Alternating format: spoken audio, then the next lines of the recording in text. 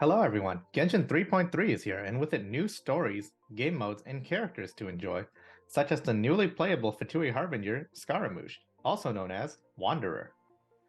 First off, for anyone pulling for Scaramouche or Faruzan, I wish you the best of luck.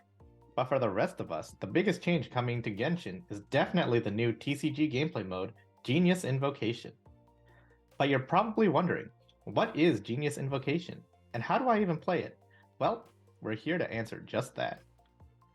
At its core, Genius Invocation is a card game within the world of Teyvat, where you make a deck with 3 main characters and 30 support cards. The main goal of the game is to reduce the HP of all opponents' main characters down to 0 before they can do the same to you.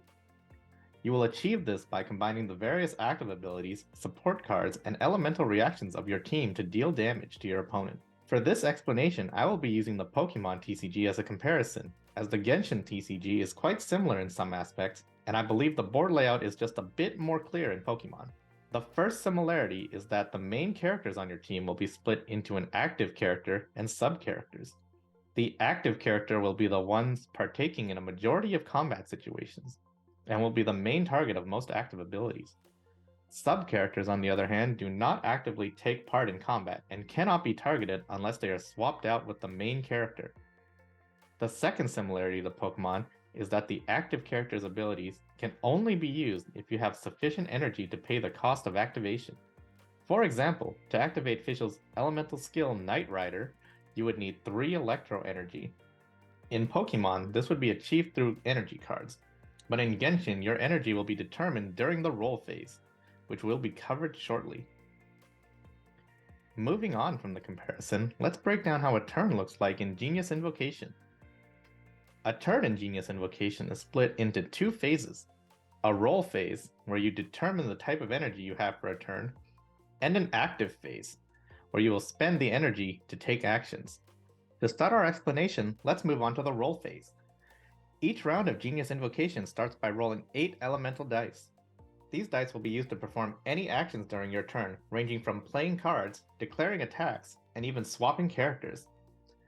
Each dice can roll into 8 different options, which include all the 7 existing elements from Genshin, along with a new Omni element, which can be used as any of the other elements. Each player is allowed 1 mulligan per turn to reroll any number of die that roll into elements that may not benefit them. Once all die rolls have been finished, the final die rolls available to be used by the player will be shown on the top right of the screen. These die will determine what actions are available for the turn and will decrease as the player takes actions during their turn. Now moving on to the action phase. The action phase is more complicated than the roll phase, and is where a majority of your gameplay will happen. The actions you can take during this phase include casting an active ability, playing a card from your hand, swapping your active character, changing your dice element, or passing your turn to your opponent. One unique aspect in Genius Invocation compared to other card games is that the action priority can swap between players multiple times in a round. What this means is that depending on the actions you choose to take, your turn to perform actions can end, and the opponent will get a chance to take their actions against you. This can happen multiple times in a single round, as long as you both have sufficient energy. There are 2 key types of actions one can take during their turns, referred to as fast actions and combat actions. Fast actions include playing cards from your hand and will not give turn priority to your opponent, whereas combat actions, including attacking with your active skills or swapping characters, will pass priority to your opponent. Lastly, passing your turn will also pass priority to your opponent, and if both players pass, then the round will end, and the player that passed first will gain action priority for the following round. During your action phase, you can use your character's active abilities to deal damage to your opponent. Each character will have 3 active abilities they can activate based on their normal attack, elemental skill, and elemental burst in the main game. Each ability varies in power and will have a different cost to activate based on the character's base element. Looking back at Fischl, you can see that her abilities revolve primarily around the electro element, whereas for Kaya it would be cryo, and would be pyro for Diluc. You can also see that her normal attacks will require 2 black dice. This means that dice of any element can be used to pay that cost. Lastly, for active abilities is the ultimate skill for each character. Each character will have one ultimate skill which will require energy as a cost. Energy can only be gained by attacking with active skills, and stronger ultimates will cost higher energy. Attacking an enemy with any skill that deals elemental damage will apply an element to the opposing character. This will become more important once we cover swapping characters and elemental reactions.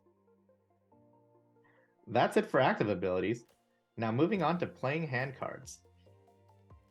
Hand cards consist of the 30 support cards in your deck. These cards will be drawn from the deck in a hand of 5 at the start of the game, with one mulligan to shuffle and redraw any number of cards you may not want. These cards will have many effects which can range from equipments to strengthen your characters, support cards which stay on the field and provide lingering effects, and event cards which have instant single-use effects. These cards show their cost in white die, and don't worry, it doesn't mean that they require Omni dice to activate. In fact, similar to black dice, white dice can be activated with any element, with one key difference. Although any element can be used, unlike black dice, they must be the same element of the required number or an Omni element. For the example shown, in order to use a card with 2 white cost, you can only use either 2 Pyro, 2 Electro, or 1 element and 1 Omni to pay the cost.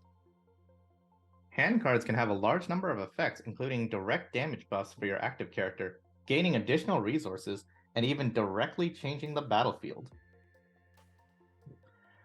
There are far too many effects to cover in a beginner's guide, and the game is brand new, so you will have to experiment and find out which effects fit your playstyle. Next up, let's go over character swapping. Similar to Genshin, swapping characters is the key to optimizing your gameplay, as it will both let you conserve your active character's health, as well as allow you to trigger powerful elemental reactions based on your character's active elements. Swapping characters can be performed at any time during your turn by expending 1 dice, regardless of their element. This will let you swap out your active characters to either of your sub-characters. Now that we have another element in play, we can discuss elemental reactions. Elemental reactions happen when you apply another element to an opposing character which already has an element on them.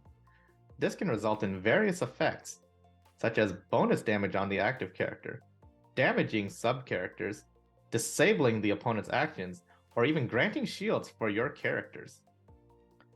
Again, more experimentation will need to be done to find what elemental reactions best fit your playstyle. If at any point you find yourself unable to use your abilities due to the element of your dice not matching, you can discard 1 card from your hand and change any of your dice to match the element of your active character. The last option available each turn is to pass action priority to your opponent. This is often one of the last moves you will make in a round when you no longer have enough energy to perform other actions. Once both players pass, the round ends and we return back to the roll phase and start the next turn again. And that's it for the basics. Now you're ready to play Genius Invocation TCG. What decks are you looking to try out? Let us know in the comments below.